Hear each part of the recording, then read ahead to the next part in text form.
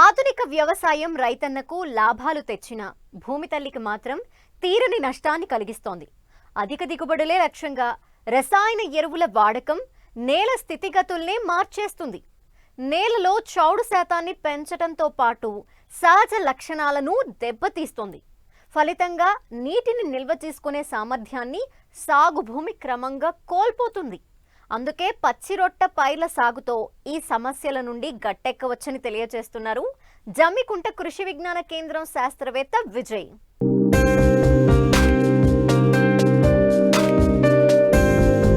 అధిక దిగుబడుల కోసం మితిమీరిన రసాయన ఎరువులు వాడటం వల్ల పసిడి పంటలు పండే భూములు సహజ శక్తిని కోల్పోతున్నాయి, సాగుకు యోగ్యం కాకుండా తయారవుతున్నాయి. ముఖ్యంగా భూమిలో స్వతహాగా లభ్యమయ్యే పోషకాల్లో అసమానతలు ఏర్పడి పంటలో సూక్ష్మ పోషకాల లోపాలు బయటపడుతున్నాయి. ఫలితంగా భారీ పెట్టుబడులు పెట్టిన రైతులు తగిన దిగుబడి లేక నష్టపోవాల్సి వస్తోంది.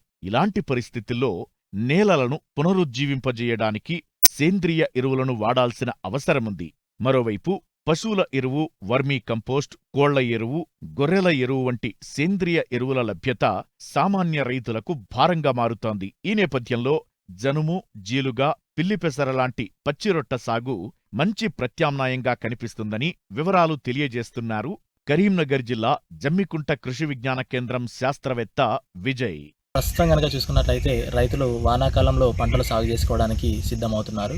అయితే ఇప్పుడున్న పరిస్థితుల్లో కొన్ని జాగ్రత్తలు కనుక తీసుకున్నట్లయితే మనం సాగు చేసే పంటలలో అధిక దిగుబడులు సాధించుకోవడానికి అవకాశం ఉంటుంది.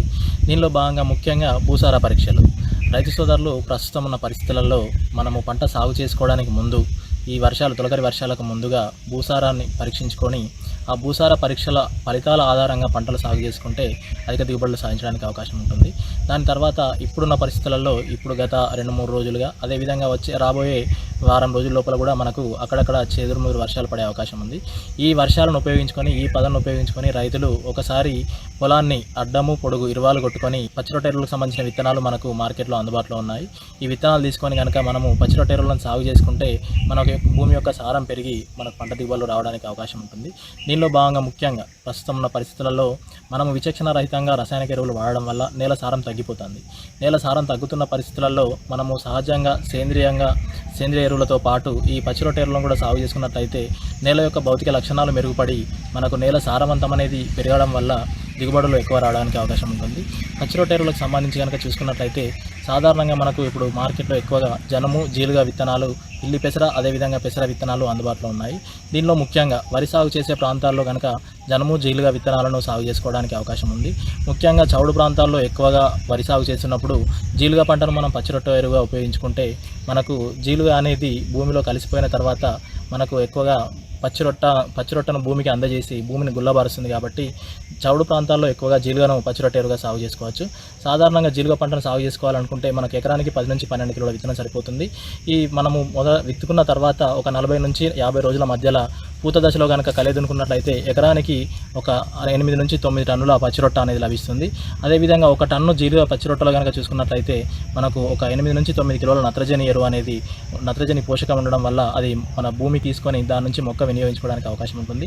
అదేవిధంగా తేలిక భూముల్లో, ఎర్రచిలక భూముల్లో అన్ని పంటలు సాగు చేసుకునే ప్రాంతాల్లో మనం జనుమును కూడా పచ్చిరొట్ట పంటగా సాగు చేసుకోవచ్చు. జనుము అయితే మనకు ఎకరానికి 13 నుంచి 15 కిలోల విత్తనం సరిపోతుంది. ఒక ఎకరా జనుము కనుక చూసుకున్నట్లయితే దానికి మనకు 3 నుంచి 4 టన్నుల పచ్చిరొట్ట లభిస్తుంది.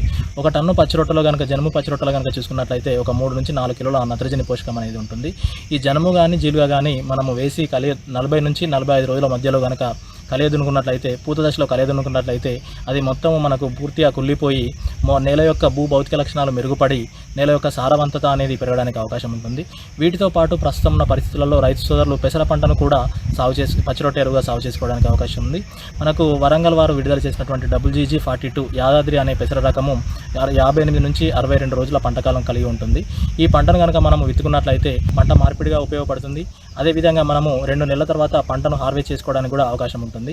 పంటను హార్వెస్ట్ చేసుకున్న తర్వాత మిగిలిన పంట యొక్క అవశేషాలన్నింటినీ మనము పచ్చిరొట్ట ఎరువుగా భూమిలో కలియదునుకున్నట్లయితే ఎకరానికి ఒక 3 నుంచి 4 టన్నుల పచ్చిరొట్ట అనేది లభిస్తుంది. కాబట్టి ఈ జనుము జీలుగ కంటే పెసరను కనుక సాగు చేసుకున్నట్లయితే మనకు 2 రకాలుగా ఉపయోగపడుతుంది.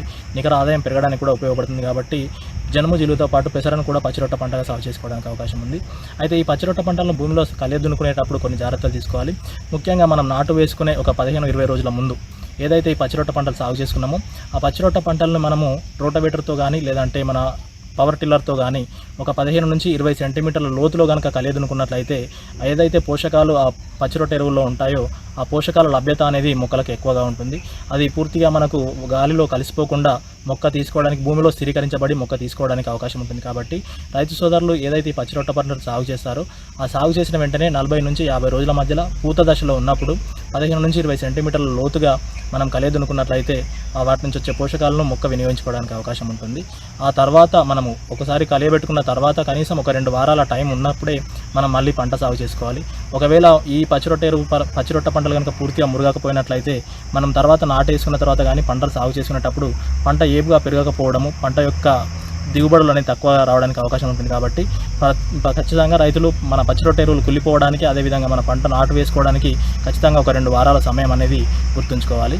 ఈ విధంగా సాగు చేసుకోవడం వల్ల నేల యొక్క భౌతిక లక్షణాలు మెరుగుపడి నేలలో సారవంతత అనేది పెరగడం వల్ల దిగుబడులు ఎక్కువ పెరగడానికి అవకాశం ఉంటుందని చెప్పేసి రైతులు ఖచ్చితంగా ఈ పచ్చిరొట్ట ఎరువులను సాగు చేసుకోవాల్సిన అవసరం ఉందని తెలియజేస్తున్నాం.